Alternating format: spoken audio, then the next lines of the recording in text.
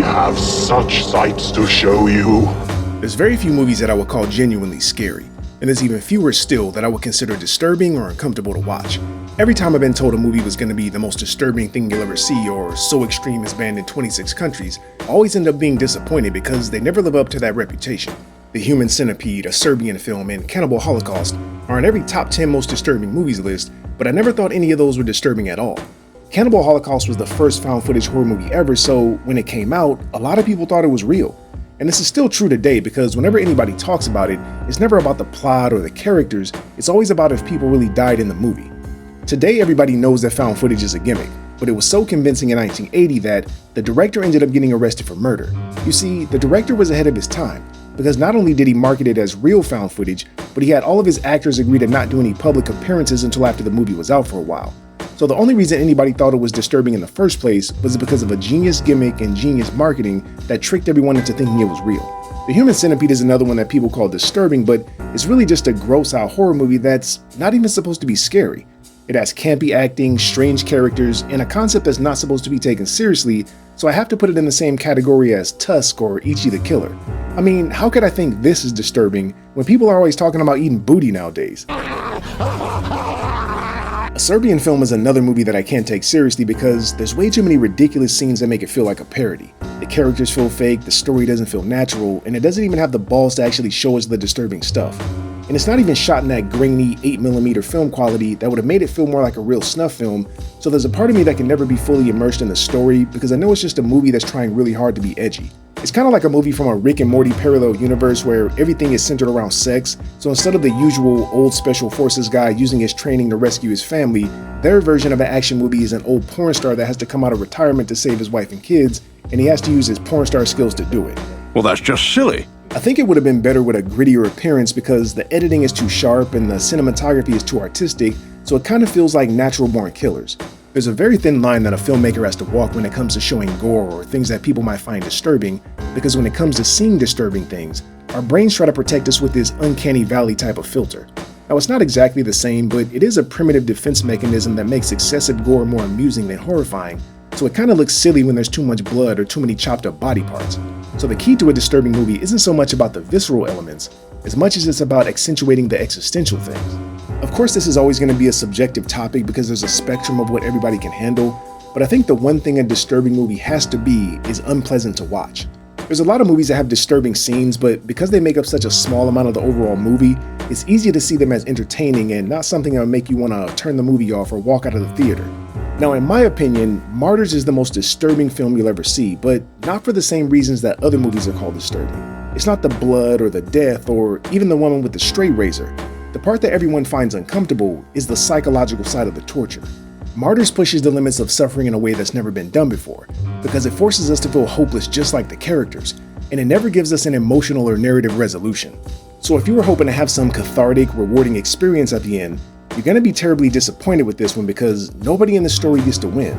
Part of why we like horror movies so much is the fantasy fulfillment that comes with seeing people survive, because we tell ourselves that if we were in a similar situation, we would survive too.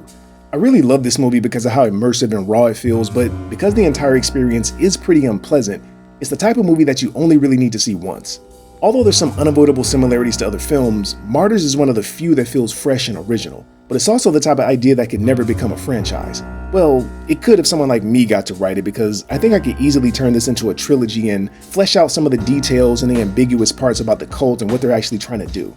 But for now, this is just a film festival type of movie that'll never have a wide fan base because it'll only appeal to the most hardcore horror fans. So what is Martyrs about? The film opens with a young girl named Lucy running away from a warehouse where she was being tortured by a secret society that belongs in a Hellraiser movie. She ends up in an orphanage where she meets Anna, and even though she tries to make her feel safe, she can't protect her from the demonic woman that torments her at night. And then in one of the best setups for a subversion, it cuts to a family having breakfast before a grown-up Lucy busts in and kills everyone with a shotgun. This scene is a great representation of exactly why this movie is so special, because every scene is raw and straight to the point, so there's never a single moment of wasted time in the story. This is also a perfect subversion of expectations. A happy family being gunned down with no build-up or explanation is the most unexpected thing that could have happened. But before we even have time to process what happened, the story takes yet another unexpected turn when the demonic woman that haunted Lucy as a kid shows up and starts beating her and cutting her with a razor. She calls Anna to come and help her, and this is when we learn why she killed his family. Lucy is convinced that these people are the ones that tortured her as a kid, but you get the feeling that this isn't the first family she's killed.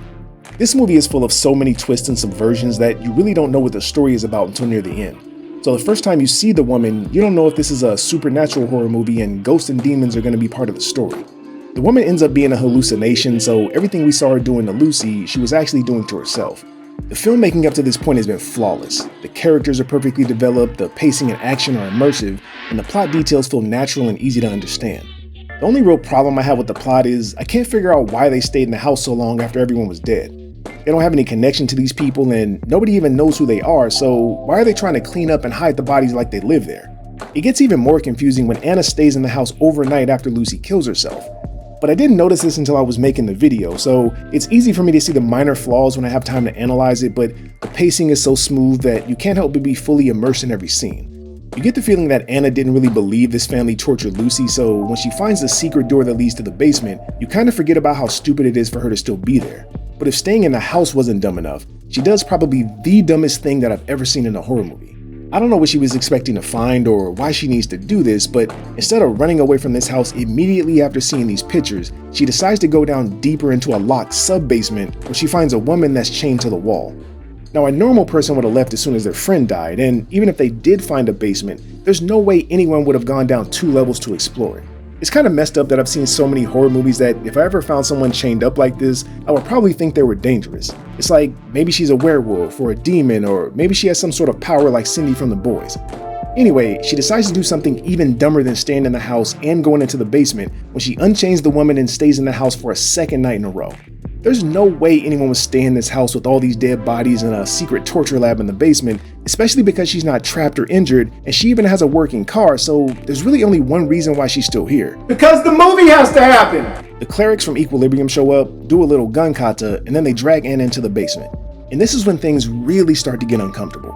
The leader of this secret society shows up and gives Anna the exposition dump official torture orientation, and then they chain her up in the basement and start slowly turning her into a martyr.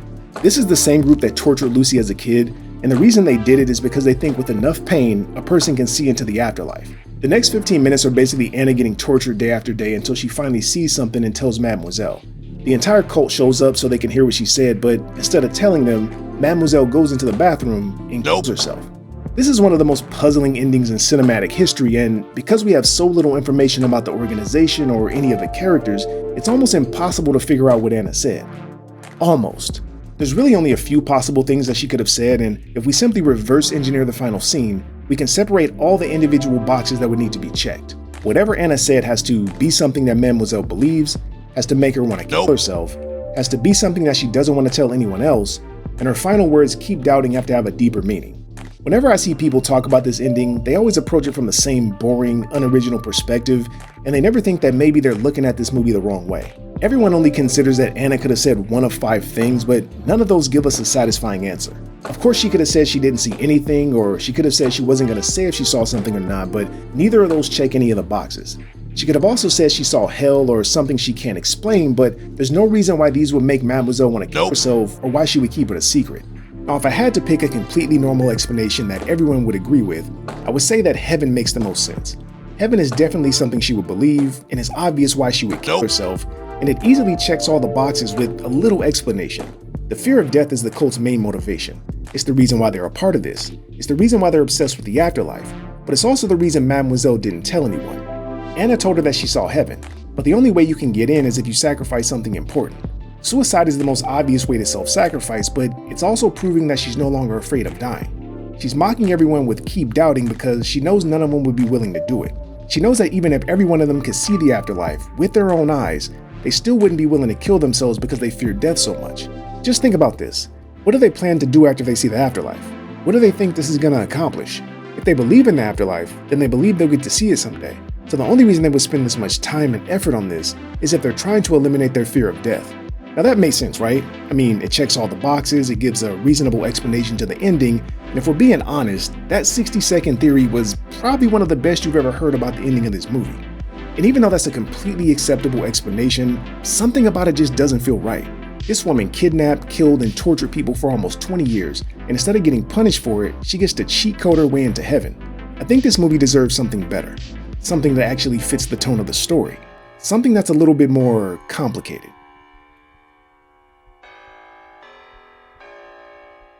When it comes to theories, it's always easier to say that everything was all a dream or all in somebody's head, but I've never seen anyone say the opposite and claim that an imaginary thing was actually real. At first I thought this would be more difficult to do, but when I started to look for details to support this idea, the first thing I noticed was how easy it would be to say that it was all in her head. Now I know everyone hates this as an explanation, so if you wanted to skip this part I completely understand, but I had to explore this idea so I could make the opposite claim. I don't really believe it was all in her head, but there's a lot of details that could lead you to that conclusion if you really wanted it to. I know the director probably didn't put much thought into this scene because he didn't think anyone would question it, but after Lucy kills the family, she calls Anna on a payphone. And my question is, how did Anna know Lucy was going to call her? And how did Lucy know Anna would be waiting by the payphone? This takes place in 1986, back when almost nobody had a cell phone or a pager, so how did they even coordinate this? At first I thought it might be something they do all the time, but Anna has this old ass picture from when they were kids, and she acts like she hasn't talked to her since then. I figured it was just an easy way to move the story along, and the director didn't know another way for them to meet up again, but for me it opened the idea that maybe both of these girls are the same person. The last time we saw both of them was 15 years ago in the orphanage, but when we get reintroduced to Anna right before Lucy calls her, she's having a panic attack just like Lucy is.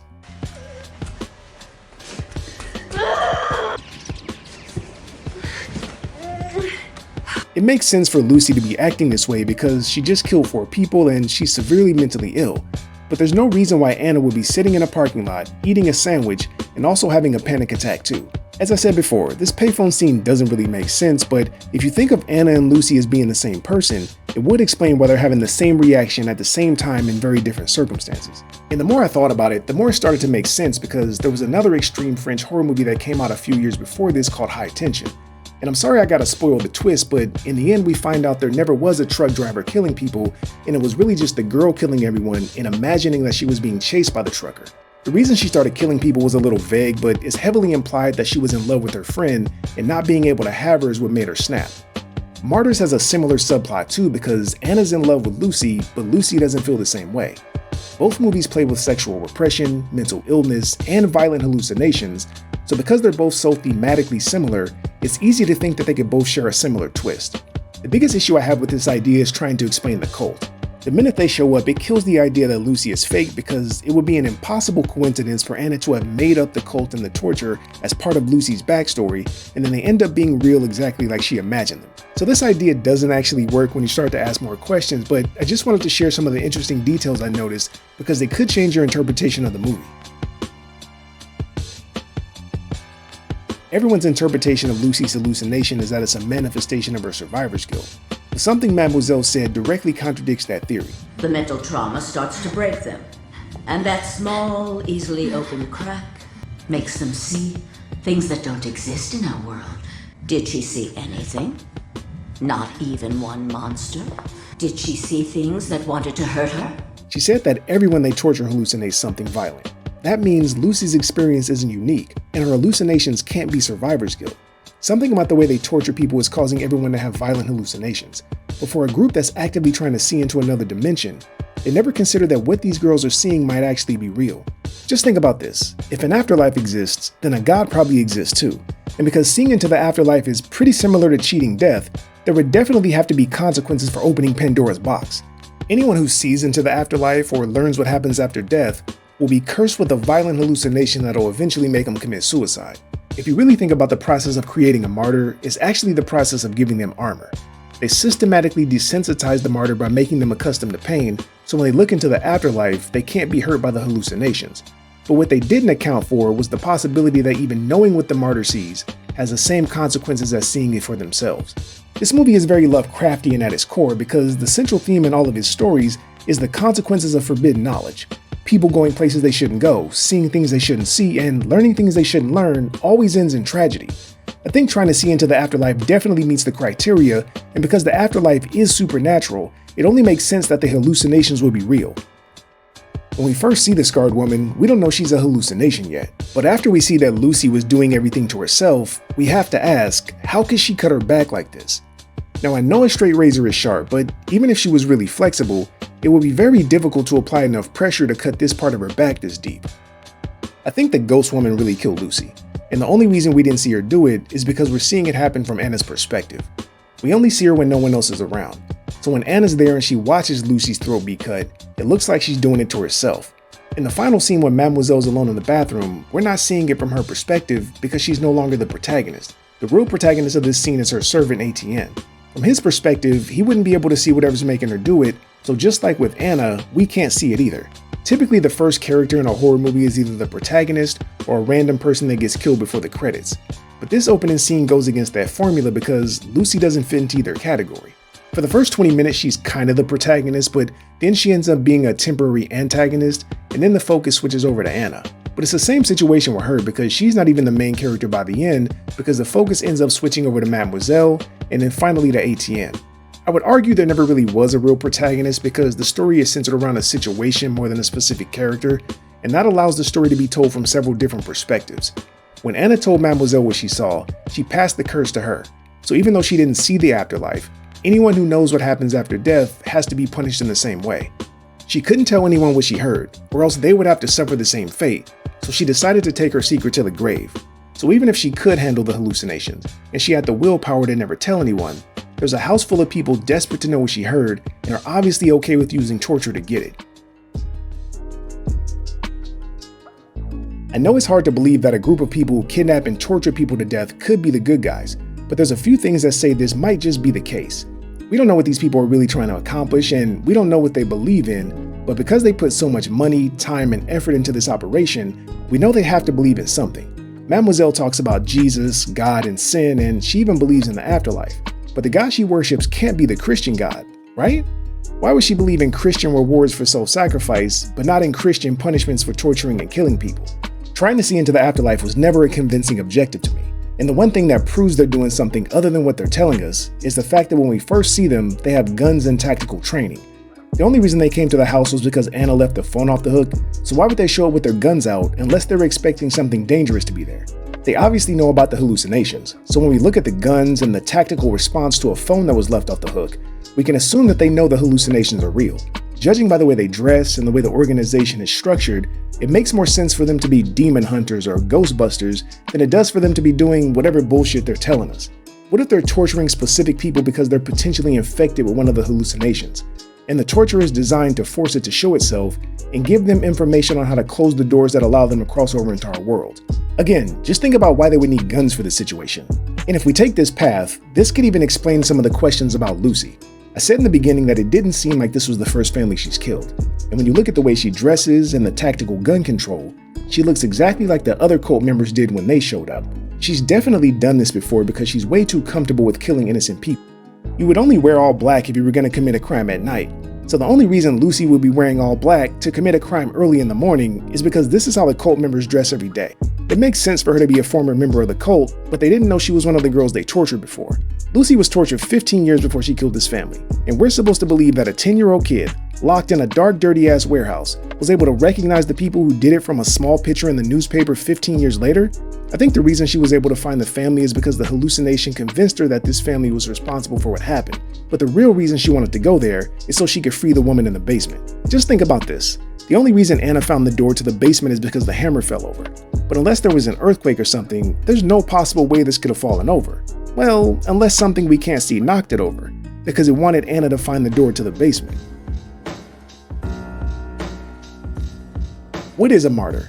A martyr is a person who dies, suffers, or sacrifices something important because of a principle or a deeply held belief. So the question is, how can Anna be a martyr? She didn't volunteer to be a part of this, and she doesn't believe in whatever these people believe in, so she doesn't meet the criteria on any level. As a matter of fact, none of the other potential martyrs die for a belief either, and Mademoiselle even points out that none of them believed in God. She didn't believe in God. Now this could just be a semantic issue, and martyr is just what they chose to call them, but if the technical definition is the same, then the only person that meets the criteria to be a martyr is Mademoiselle. The ending was so effective because it cut out the entire third act. There was never a final showdown or a resolution to the story, so there should have at least been 10 to 15 more minutes of movie. We never got a resolution, we never got to see everyone's reaction to what she did, and we don't even have any clue what happens next in the story. Literally anything could have happened, and because we don't know what they believe or what they're really trying to accomplish, we can't say if her death was a good or a bad thing. I know everyone wants to know what she could have heard that would have made her kill herself, But the bigger question is, why didn't she tell anyone what she heard? And I'll take it a step further. Why did she tell everyone to come to the house if she was just going to kill herself when they got there? She obviously knew she was going to do it before she went into the bathroom. So the only reason she would have waited until everyone got there is if everyone was already expecting it to happen.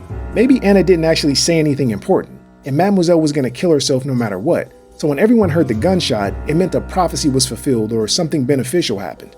Mademoiselle talks about Jesus and how martyrs carry the sins of others, so it's not hard to believe that she would think killing herself would take away the sins of the other cult members and she would gain access to the afterlife. If we're all being honest, every religion has several ridiculous beliefs if you look at them objectively, and cults have even more extreme ideas, so it's not a stretch to think that these people would believe something like this. So if you can accept that her death could have had a deeper meaning to the cult, and it wasn't spontaneous, then the only thing that makes sense is if Mademoiselle is the martyr.